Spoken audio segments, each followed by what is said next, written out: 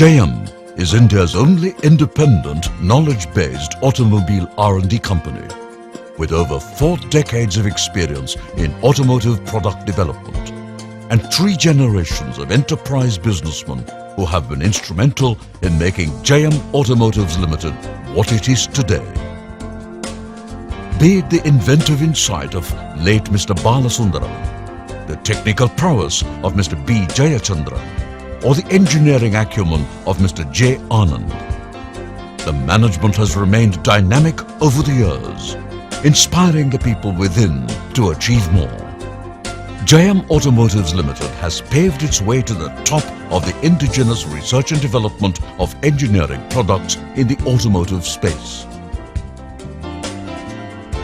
Jayem has always been a pioneer in the development of tractors and material handling equipment in India since 1967, right from when the era of tractor development began. Jayem holds the record for the development of India's first indigenous tractor. This tractor was presented to the then Prime Minister Mrs. Indira Gandhi towards Bihar Relief Fund.